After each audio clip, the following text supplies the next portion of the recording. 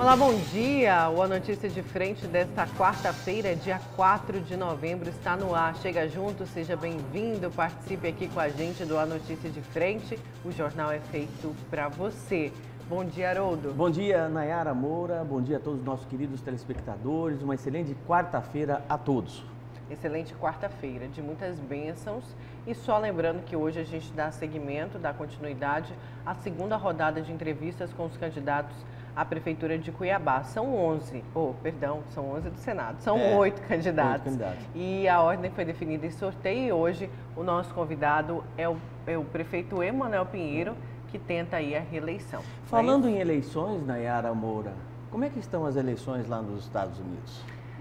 Estão acirradas. Bastante acirradas? Quem que você acha que vai ganhar a eleição lá? Está indefinido ainda, né? Está indefinido. Estão dizendo que a Pensilvânia vai decidir. Mas a Pensilvânia tem muito voto pelo correio, né? E a tendência dos votos pelo correio serem do Biden. Do Biden, exatamente. Do Biden, não do Trump. Mas o Trump ali aparece com uma estimativa maior na maioria dos estados. Exatamente. Só que a gente não tem que levar ali nas eleições americanas os estados, a quantidade, como é no Brasil, né? É voto por voto realmente. Lá é a maioria do estado e aí soma os delegados, tá, gente? Cada estado tem um delegado. E a Pensilvânia, eu não sei o número, não sei se são 20, eu acredito que 20? Hoje decida já, tenha já... não sei. Será? Não sei se hoje, mas está bem acirrado ali, com uma projeção de 49, 50, mais ou menos assim, né? Por cento. Então está bem acirrado, não dá nem hoje para falar, o Trump está na frente ou o Biden, porque realmente há uma indefinição muito grande nas eleições americanas históricas. Uma das mais polêmicas em 50 anos. Que parece que não, mas vai interferir na sua vida. Pode esperar. Entendeu? Com certeza. O que já tem aí de projeção de dados é de que foi recorde em número de votação. Sim. Realmente o americano saiu para votar. Saiu para votar. Fez aí o deverzinho de casa, né, de ir votar. E aí o pessoal pergunta, e as influências no Brasil? A gente volta a falar sobre isso. O presidente Jair Bolsonaro declarou apoio abertamente ao Trump. Inclusive, ele, as notícias que a gente tem através do R7, que é o portal da Record, e claro que você vai conferir mais no Fala Brasil, é de que ele está ali no Palácio, né, acompanhando voto por voto, estado por estado aí, e confiante na reeleição de Donald Trump.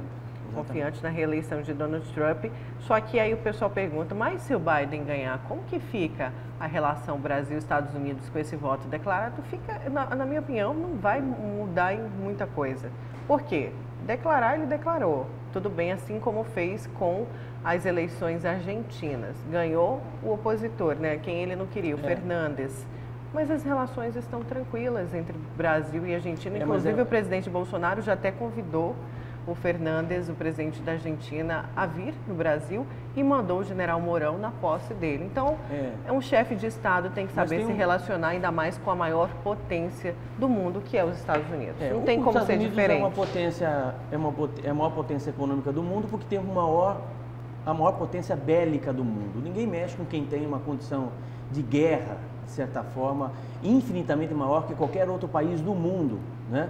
Então, ele interfere mesmo na economia, interfere mesmo em qualquer parte do mundo e geralmente os países ficam meio quietos por conta exatamente disso. Caso o Biden ganhe, certamente um ponto será bastante cobrado no Brasil, que são com relação às questões ambientais. Muito diferente do Donald Trump, o Biden tem uma visão diferente e acho que o Brasil está sendo meio irresponsável com relação a isso, né? Ou poderia ter um pouquinho mais de cuidado com a Amazônia. E o general Mourão já respondeu a isso, né? O vice-presidente disse que cada país cuida das suas políticas ambientais. Exatamente. O Mourão já se antecipou e já mandou recado para o Biden dizendo que não é bem assim. Aqui quem cuida somos nós, né? Mas enfim, a última polêmica dessas eleições foi o discurso de Donald Trump, que diz ter vencido as eleições e ameaçou ir à Suprema Corte se houver fraude. O presidente dos Estados Unidos, Donald Trump, declarou ontem, na verdade, não, hoje já de madrugada, tá, num discurso entre os republicanos ali, né, de madrugada, que venceu as eleições no país, apesar de apuração ainda estar em andamento em vários estados decisivos. e ameaçou recorrer à Suprema Corte para denunciar uma suposta fraude contra ele. Abre aspas, o presidente americano disse o seguinte: esta é uma fraude contra o povo americano. Ganhamos essas eleições, afirmou Trump no pronunciamento na Casa Branca. Iremos à Suprema Corte. Queremos que pare todo o processo de votação. Não queremos que eles encontrem cédulas às 4 da manhã e as acrescentem ao desastre. E ele faz essa referência principalmente aos votos pelo correio, que ele já tinha declarado, né, que o voto pelo correio vai atrasar o processo, vai atrasar a escolha. Ontem ele falou sobre isso, era para termos o resultado do presidente hoje, no caso ontem, terça-feira, e não esperar aí até 6 dias, que é o prazo para quem colocou, para quem enviou o voto até o dia 3. Do dia 3, conta-se 6 dias é o prazo para se ter o resultado dos votos pelo correio. Claro que pode ser bem menor esse prazo, por isso, né, que o ponto que, de certa forma, delicado nessa história toda, e o Trump está completamente já armado e preparado para poder entrar juridicamente contra as eleições, contra a situação das eleições, caso o Biden ganhe, é o estado da Pensilvânia, porque foi o último que, de certa forma, acabou recolhendo os votos via correio, né? E é onde, certamente, o presidente atual, Donald Trump, vai vir com um caminhão de recursos, com um caminhão de ações jurídicas para poder contestar essas eleições. Pode esperar. E claro que o Biden respondeu, né? Biden diz ter advogados prontos se Trump levar a eleição à justiça. E vai levar. A campanha do candidato democrata à presidência dos Estados Unidos, Joe Biden, afirmou nesta quarta-feira, né, hoje, isso tudo aconteceu de madrugada, tá, gente? Eu acordei mais cedo do que o habitual, também acompanhei as últimas notícias. É que tem equipes jurídicas prontas se o atual presidente, o candidato do republicano, Donald Trump, cumprir sua ameaça de ir à justiça para tentar parar a apuração. Abre aspas, disse Joe Biden, se o presidente cumprir sua ameaça de ir ao tribunal para tentar impedir a tabulação apropriada dos votos, nós temos equipes jurídicas de prontidão e preparadas para serem enviadas e resistir aí, né, a esses, e não vão medir aí esforços, disse Joe Biden já em resposta ao que disse Donald Trump sobre fraude, né, Haroldo? Só num atualizado aqui, acompanhando minuto a minuto na Sputnik News, o Trump está com 213 delegados e o Biden 238. Lembrando que são 270. Lembrando que são 270, exatamente, né? 270. Então essa é o cenário atual agora, né? Real time das eleições nos Estados Unidos. Para se chegar aí, você pode ver que está bem apurado, né? Não tem como, está bem acirrado, na verdade. Apurado não, apurado também está bem apurado. Mas que lavada que o Trump deu no Biden, no estado de Wyoming e também... No Texas. No Texas. Não, que o pessoal achou que ia ser diferente no Texas, impressionante, né? Indiana também, onde eu morei. E eu morei na época que era o presidente, era o Barack Obama. Adorado Barack Obama. E eu achava que o Biden ia ganhar. Ia ganhar no estado de Indiana, e não é que o Trump deu a volta lá e realmente foi muito bem votado lá em Indiana.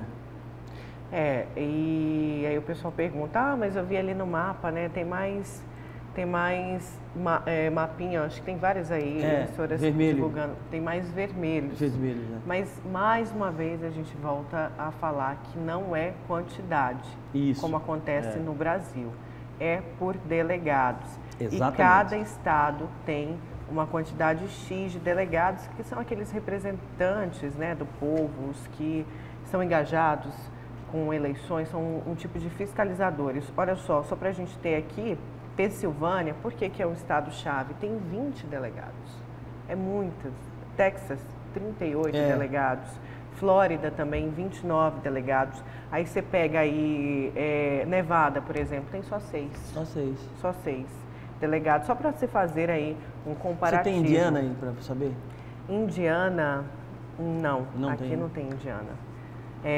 Mas assim, a quantidade é bem menor, né? Por exemplo, o Alasca, que já tem uma projeção também, tem 3 delegados. Então é bem pequeno, perto de uma Pensilvânia da vida, que tem, são 20 delegados e fazem toda essa diferença aí quando está acirrado, né? Como está a votação entre o Trump e o Biden. E os swing states também, que são aqueles indecisos, porque tem os estados que são republicanos e os que são democratas. Mas vamos esperar aí essa apuração, claro, que o brasileiro também acompanhe aí a apuração das eleições norte-americanas, como disse o Haroldo, né? Tem uma influência muito grande, na verdade, no mundo inteiro, não só aqui no Brasil. E a gente vai agora direto com o repórter Oliveira Júnior. O Oliveira vai trazer informações para a gente sobre o novo decreto da Prefeitura de Cuiabá. Oliveira, vamos então dar um bom dia aí para Oliveira e equipe e saber o que o novo decreto traz de mudança aqui para Cuiabá. O que flexibiliza? Será que traz flexibilização? Já temos Oliveira? Não? Vamos deixar o Oliveira para depois? Ah, temos Oliveira. Temos Oliveira. Oi, Oliveira. Jamais deixaria você para depois, né, Oliveira? Bom dia.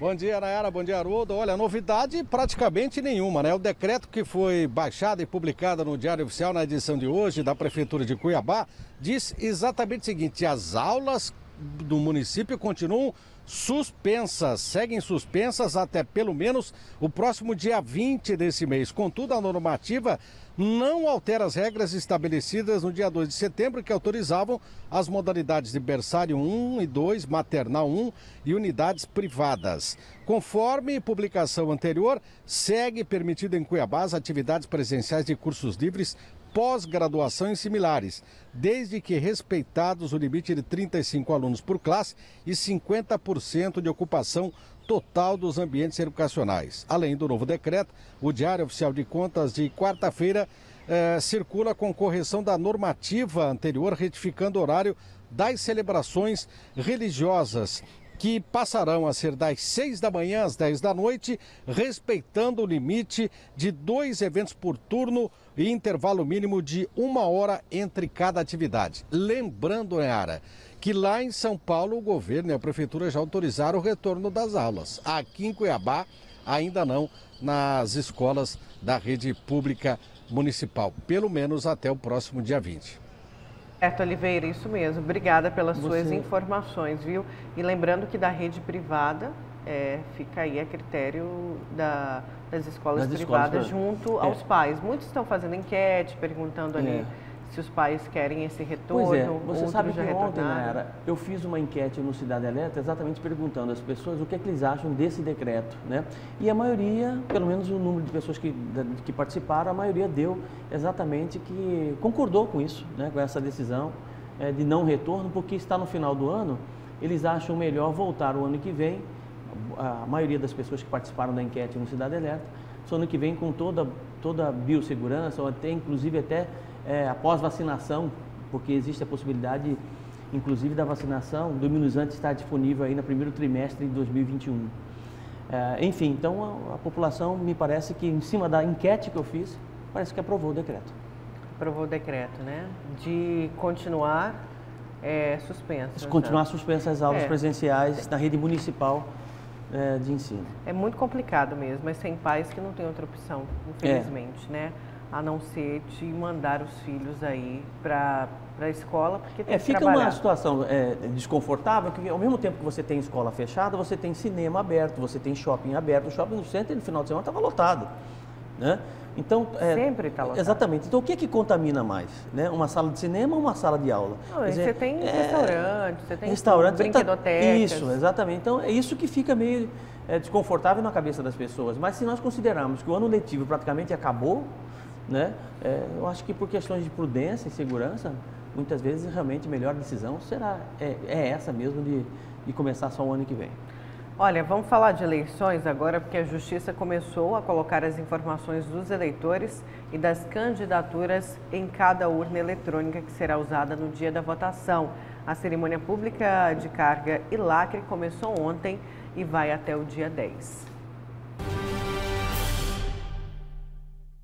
Cada uma das 6.633 urnas eletrônicas que serão usadas nas eleições deste ano E os 1.070 equipamentos de reserva estão recebendo as principais informações de cada candidatura a vereador, prefeito e senador de Mato Grosso. Nesse momento, estão sendo alimentadas as urnas com todos os dados do candidato.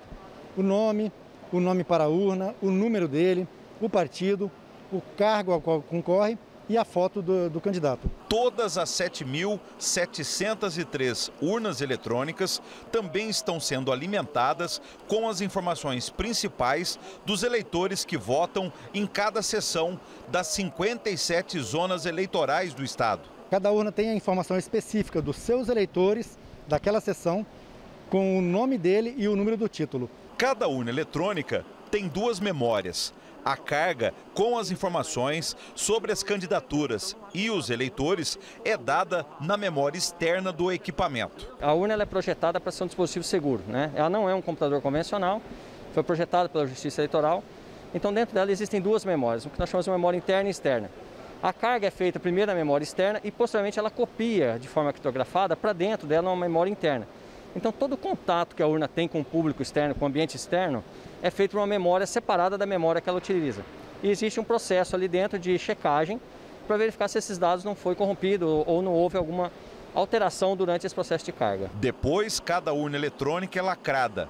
Estes procedimentos de carga e lacre começaram no feriado de finados e prosseguem até terça-feira, dia 10, sempre de forma pública, na presença da imprensa, do Ministério Público e dos partidos políticos. Essa cerimônia é uma cerimônia pública que houve um edital de convocação.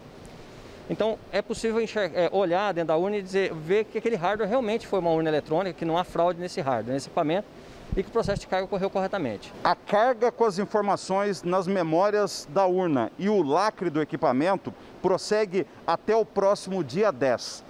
Depois, entre os dias 11 e 12, a Justiça Eleitoral faz uma conferência visual de cada urna eletrônica. E em seguida, no dia 14, já embalada, a urna segue para cada local de votação. Antes do início da eleição, no dia 15, tem uma outra checagem. No dia da eleição são sorteadas outras 3 urnas, né, no caso de Mato Grosso, cada estado tem sua quantidade, em que é feita uma auditoria em tempo real. O juiz se desloca até aquela sessão eleitoral sorteada e emite essas assinaturas do software e compara com aquele software assinado há 20 dias atrás pelo TSE, para ver se o software que está rodando essa urna realmente é o software que foi assinado e auditado pela Polícia Federal, pelo Ministério Público e a OAB no passado. Quem trabalha na Justiça Eleitoral garante, não tem como fraudar a urna eletrônica. O equipamento apenas registra o voto do eleitor. O que está sendo feito hoje é fruto do trabalho de 2 anos para cá. Todas as atualizações, os cancelamentos, infelizmente, dos eleitores que deixaram de cumprir suas obrigações, todo o recadastramento dos jovens também, quem procurou a Justiça Eleitoral para regularizar a sua situação, quem mudou de município e passou a votar em Cuiabá. Uma vez então que todo esse ciclo de segurança é confirmado, que a eleição foi uma eleição íntegra, e lembrando que pela Universidade de Harvard, Universidade de Sydney, pelo estudo de integridade de eleição, nós temos uma das eleições mais íntegras do mundo, e o nosso sistema de votação é um dos mais íntegros, considerado um dos mais íntegros do mundo. Nós garantimos que a vontade do povo está depositada naquele resultado. Certo. Gente, agora quero repercutir aqui com os nossos telespectadores a pesquisa do Gazeta Dados.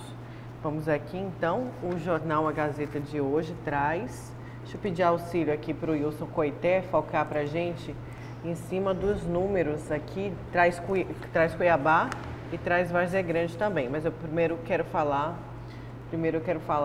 de Cuiabá aqui, ó, só para a gente focar rapidinho nos dados, tá vendo aqui? Aqui, isso.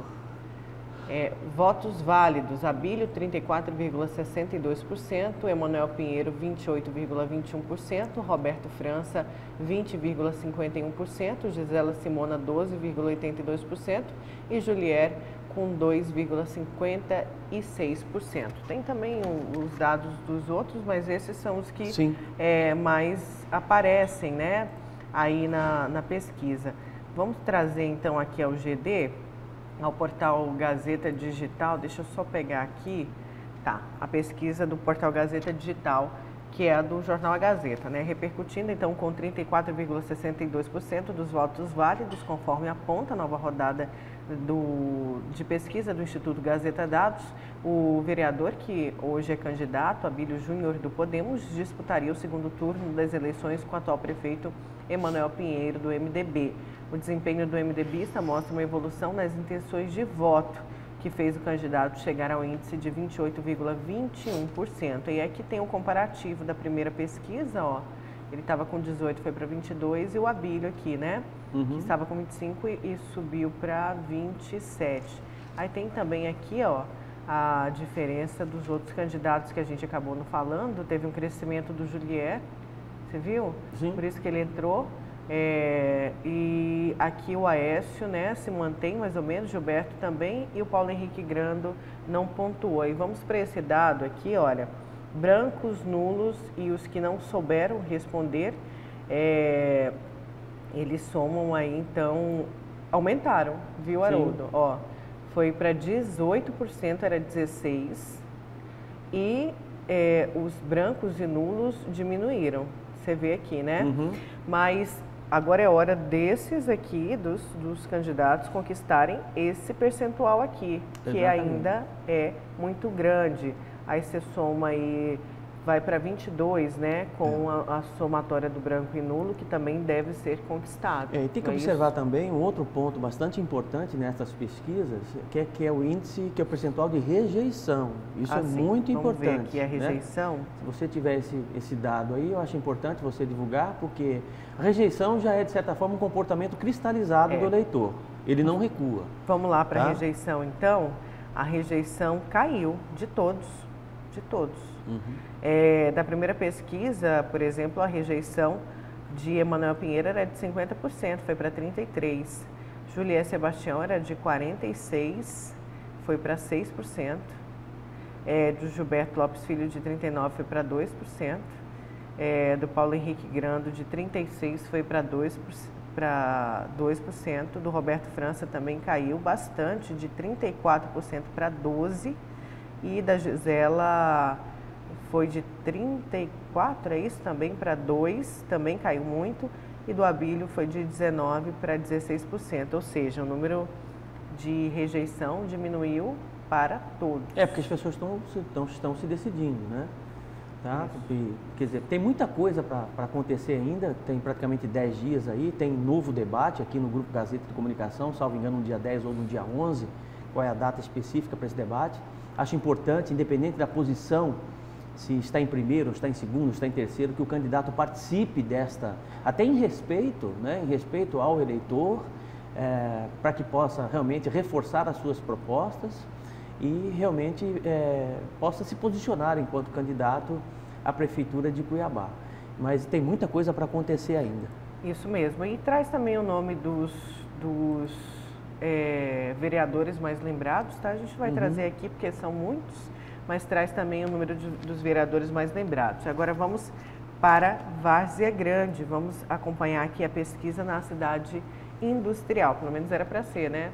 Vamos aqui, Calil mantém vantagem na disputa para a Prefeitura de Várzea Grande. O candidato à Prefeitura de Várzea Grande, Calil Baracate, continua à frente na preferência do eleitorado local, com 48,53% dos votos válidos. Lembrando que Várzea Grande não tem segundo turno, ou seja, a decisão, a escolha do prefeito acontece no dia 15. Provavelmente, pelos dados que a gente tem aqui do Gazeta Dados, Cuiabá deve ter um segundo turno. Olha, e Várzea Calil, desculpa, Haroldo, só trazer aqui. Tranquilo. Calil tem aqui, então, no dia... agora, essa nova pesquisa, né? Ele está em 48,53% dos votos válidos, o Flávio Frical 35,29%, o Emanuelzinho 14,71% e o Milton 1,47%. Teve um crescimento do Calil em relação à primeira pesquisa, que foi de 10 a 12 de outubro. Ele teve um crescimento de 1 ponto. E o Flávio Frical foi o que mais cresceu em relação à primeira pesquisa. Ele pulou de 16% para 24%, ou seja, ele está começando aí a dar uma encostadinha, né, no Calil. No Calil. Mas se a eleição fosse hoje, de acordo com a pesquisa, daria provavelmente Precisa chamar a atenção da Justiça Eleitoral. Eu participo de muitos grupos de WhatsApp e essa parceria da Justiça Eleitoral ela é muito eficiente com as redes sociais, com o WhatsApp, o Twitter, o Instagram e o Facebook. Tem rolado, principalmente com relação às eleições da prefeitura, a prefeito de Várzea Grande, vídeos fake, tanto de um lado quanto do outro, assim, um caminhão de fake ali na Várzea Grande, né? Coisas absurdas. Eu recebo pelo menos 2, 3 vídeos por dia, né? Que você vê que não tem fundamento algum, não tem fonte, aquilo foi criado exatamente para distorcer a realidade e, de certa forma, denigrir a imagem do outro candidato. A Justiça Eleitoral precisa correr atrás disso, porque estamos muito próximos das eleições e o eleitor desavisado, ele fica realmente impressionado com um determinado vídeo que ele recebe, tanto de um candidato quanto do outro candidato, e isso pode decidir as eleições, pode fazer com que ele mude de voto pelo fato de ter sido, entre aspas, convencido por aquele fake, por aquela mentira que está ali circulando nos grupos do WhatsApp. Então tem que ter muita atenção, tanto Cuiabá e Várzea Grande, que agora, de certa forma, vai intensificar cada vez mais, infelizmente, essas acusações, essas ilações de um candidato para o outro até o dia das eleições. Isso aí é fato e já é perceptível. Tem fake news até envolvendo a imprensa, né? Então, eles fazem montagens, entendeu? Tem que tomar muito cuidado com tudo isso, viu, gente? E saber aí escolher de forma criteriosa o seu candidato. E vamos para um breve intervalo. Na volta a gente vai falar sobre uma das grandes polêmicas, né? A imprensa hoje nacional repercute muito as eleições americanas, mas também repercute uma audiência de um caso de estupro que teve como condenação aí, na verdade, como sentença, estupro culposo. Nós vamos repercutir isso e, claro, o Cuiabá, Celso Gonçalves hoje está triste, tá porque o Cuiabá, fez bonito, parabéns Dourado, a gente vai repercutir isso daqui a pouquinho e ainda tem eleições 2020, vamos dar seguimento à segunda rodada e hoje a gente entrevista o candidato Emanuel Pinheiro do MDB, a gente já volta.